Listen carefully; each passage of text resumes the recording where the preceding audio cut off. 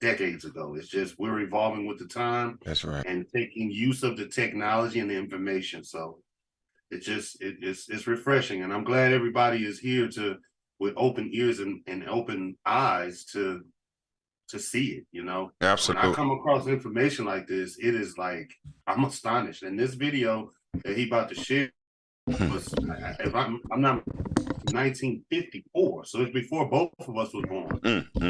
So anyway, go ahead, brother. I'm gonna mute myself, and all right, I'll be ready to read in just a little bit. Got it.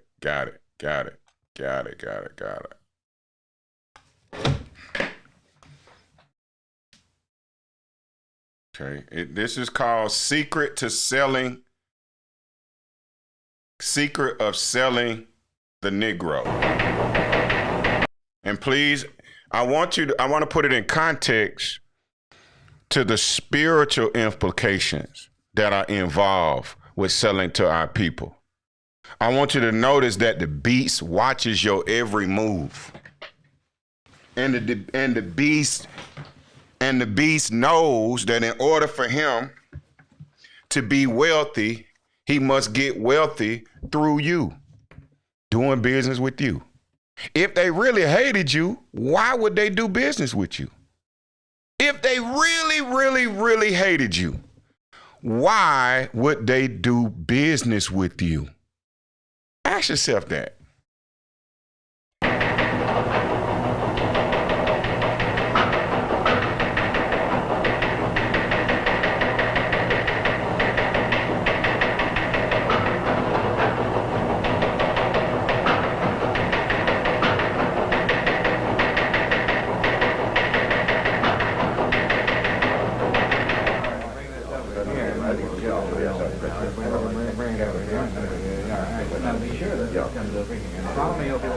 Well, move that over there. Why don't you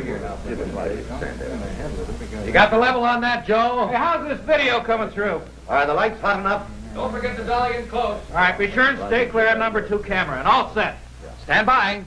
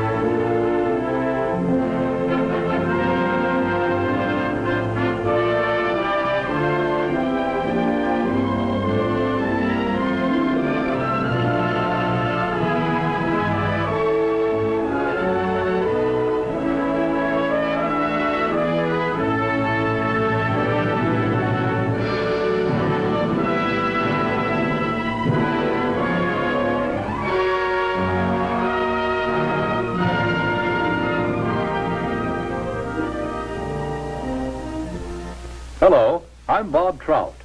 I've got a story here that I think is big, really big, because it's bound to have a terrific impact on business. I'm talking about a new market, a big new market, millions upon millions of new prospects with $15 billion to spend. That's right, I said $15 billion.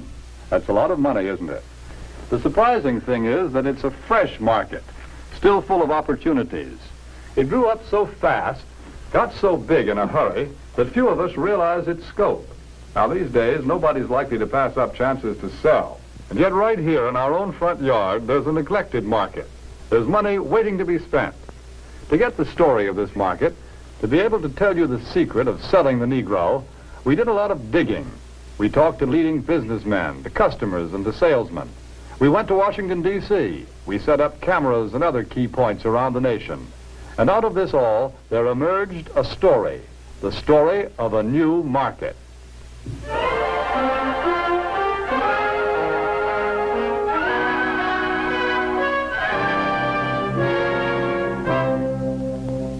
Yes, this is the market we're talking about, the new Negro family. Their name is Wells or Wilson, Smith or Brown or Alexander or Breen. They live in Chicago, in Atlanta, or New York, in Detroit, St. Louis, Los Angeles, any one of 1,000 cities and towns. All over the country, families such as this are enjoying new prosperity. They have new interests, new standards of living, a buying power they've never enjoyed before. They're good prospects for practically all types of goods and services. All too often, though, they're overlooked prospects. Why? Because of some good, valid reason? No. They're overlooked because of mistaken ideas, because of out-of-date ideas about how the Negro lives and how he buys. The truth of the matter is that the Negro lives pretty much the same as other folks. He buys pretty much the same way, too. But just the same, a lot of old doubts and opinions keep cropping up over and over again. I don't like to do business with Negroes. They're drifters. You can't keep track of them. Yes, although a lot of people think that way, the truth is that 1 out of every 3 Negro families living in cities today owns its own home. That figure comes directly from the United States Bureau of Census. Maybe so, but Negroes are poor credit risks. Not more of a credit risk than any other group. Actually, the Negro home buyer meets his payments faithfully, often more faithfully than other race groups in the same economic level. That's the information we got from people who ought to know, the National Association of Real Estate Boards. Well, maybe, but I've always heard that Negroes buy shoddy, poor-quality merchandise. No, it's just the other way around. According to leading researchers, in proportion to population and income, Negroes buy more quality products than any other comparable United States group. You see, there are a lot of confused notions about the Negro customer. But when you dig right down and find out about them, they just don't hold water. Negroes own homes. They meet their payments faithfully. They buy good brands of merchandise. So why let a lot of old-fashioned ideas hurt profits? Take a look at the real facts. Here in Washington, D.C., the nation's capital, some amazing facts and figures about this new market have been uncovered. For a first-hand report, we would like to take you directly to the United States Department of Commerce to hear this story from the Secretary of Commerce himself. Here is the Honorable Sinclair Weeks, the Secretary of Commerce of the United States. In the Department of Commerce, we are constantly alert to trends that mean a healthier national economy, better business for the nation as a whole. Recently, we have been interested in a rising young market, one that represents a huge potential for goods and services. I'm referring to the new Negro market. The tremendous buying power of this group is backed, of course, by an increased earning power. The average Negro family's income is at a record high. In fact, since 1939, it has increased more than the average income of all other Americans. Just take a look at a few figures. An official Department of Commerce report shows that at least 1/3 of the Negroes living in cities earn from $2,000 to $5,000 a year. Today, the average Negro wage earner brings home a paycheck 4 times larger than the one he collected in 1939. As a whole, the Negro market has a total income of about $15 billion every year. And after taxes, Negro families still have many billions of dollars to spend. Here is a buying power that cannot help but have a tremendous effect on our national economy and on business of goods, services, and employment.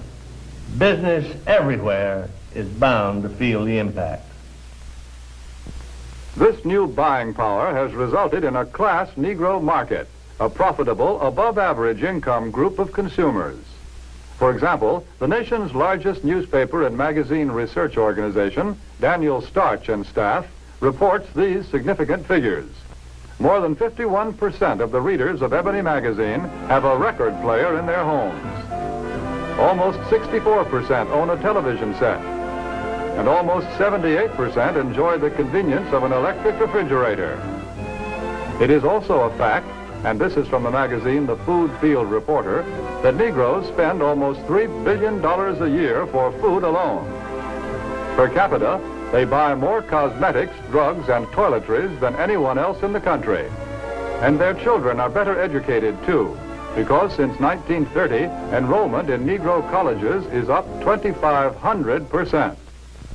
But really, to recognize the importance of this class Negro market, we must realize that something has been happening economically in our country. People are on the move. The population is shifting. The makeup of metropolitan populations today is different than it was just a few short years ago. To give you a better idea of what we mean, we set up several cameras, candid cameras, in a number of shopping locations. Take a look at these shoppers.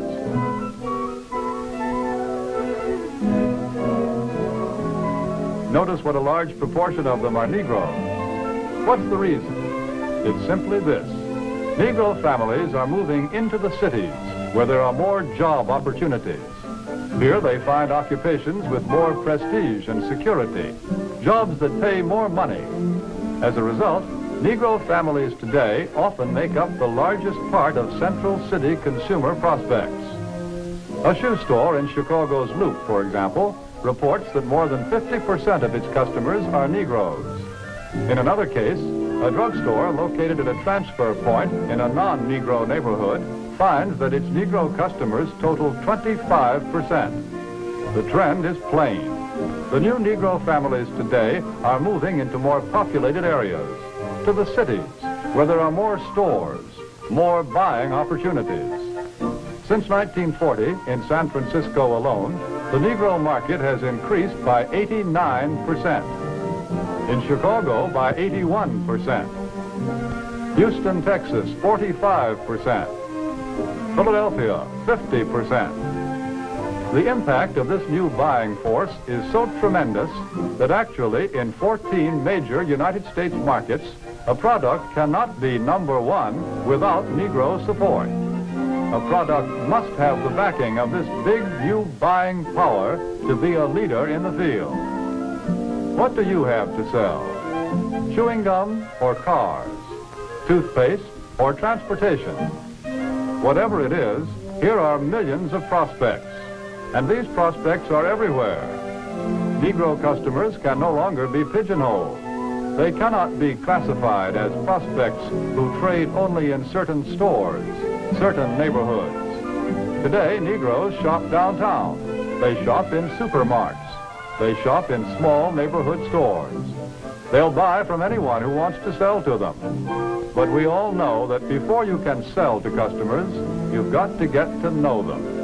You must understand something about them. What do the Negro customers buy? Why do they buy?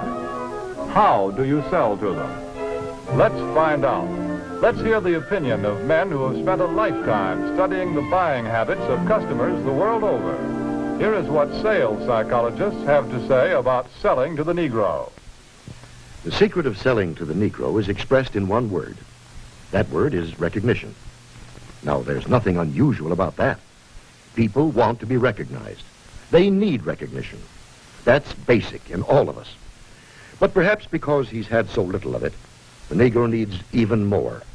He needs to feel important and appreciated. This need is a very real and important one. It shows up even in many of the Negro's shopping habits. Anyone who sells or wants to sell to the Negro customer should know about some of these habits. 3 habits in particular play a big part in every sales transaction. To begin with, most Negroes buy by brand.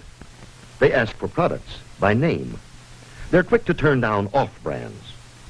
Do you wonder why? Well, listen to what this customer is thinking. That last hat I bought just didn't hold up at all. You see, for a long time, the Negro has been sold a lot of shoddy, second-class merchandise. So now he asks for name brands in order to make sure he gets his money's worth. Buying by brand, that's the first important Negro buying habit. Now for the second. The Negro buys good quality merchandise. Symbols of quality and prestige are very important to the Negro customer. This woman, for example, is buying fine crystalware. But she is also buying the admiration and approval of her friends and relatives. Listen to her thoughts. My, isn't it beautiful? I can hardly wait to show it to Sally and Joan. It's a well-known fact that many Negro customers are influenced by the opinions of others. What their friends may think of a certain item often decides whether or not the sale is made. So remember, the Negro buys quality merchandise. That's the second important point. And here's the third thing to remember when selling to a Negro customer. When he specifically asks for one thing, don't try to sell him something else. Don't try to switch him at the point of sale. If you do, he'll probably react something like this. Doesn't he think I've got the money to pay for it? There's a reason for this reaction. Again, because he's had experience with cheap merchandise, the Negro resents being offered a substitute. He wants to be sold on quality, not price. The Negro buys by brand, he buys quality, and he doesn't like to be switched at point of sale. These are the keys to selling the Negro customer. Another point. The Negro family does things together, as a group. The family works as a unit. It lives as a unit, and it buys as a unit. When you sell to one member, you many times sell to all. It's also true that many places of entertainment are still closed to the Negro. So he spends more of his money for the things that are available to him, often for items that are considered luxuries. Another trait of the Negro market is the fact that it is a pre-sold market. We know that the Negro buys by brand, and he buys the brands that he knows something about. Where does the Negro buyer get this information? We know that Negro customers are turning more and more to the publications that are tailored specifically to their needs, that give them the news and the information that they want to read about. Many leading businessmen and companies already know this. That's why so many of them are taking this direct, sure route of reaching the Negro customer. The vice president of advertising of the Gruen Watch Company, for example, says this. In many important cities throughout the United States, Negroes are important customers of the credit jeweler. Therefore, it seemed that Ebony magazine would be a very important advertising medium for us. We would say it was very well received, and from our viewpoint, a very successful campaign. From the Remington Rand Company comes this statement. Our records show that advertising in Ebony has been effective in many ways. As all good advertising should, it has built a terrific amount of goodwill and has brought a volume of sales and sales inquiries. A representative of the Alaga Syrup Company makes this statement. Because of Alaga's regard for the influence of Ebony in the Negro market, advertising space was doubled. Alaga's long experience in selling to Negroes now takes the most direct route to its best customers, reaching Ebony's 2.5 million audience in every issue. And here are the statements of still other business leaders. Yes, many business leaders are discovering the most direct and most efficient way of reaching the new Negro market. Look here at the results of the same advertisement in two different publications, Ebony and another general magazine. You can see that proportionately, more men and women read the ad in Ebony than the one in the other magazine. And they did a better job of remembering it, too. A greater percentage of readers noted, associated, and remembered the ad in Ebony. But now, wait a minute. If the Negro market is so big and easy to reach, why aren't more companies going out after it? It's so different. What do salesmen say? The successful salesmen who do a good job of selling in Negro communities. How do you go about getting the order? How do I get the order? Well, to tell you the truth, I don't do anything. Anything different, that is. I've been calling on these accounts long enough to know that the Negro just wants to be treated like everybody else. No matter who you're calling on, a little friendliness and courtesy help a lot.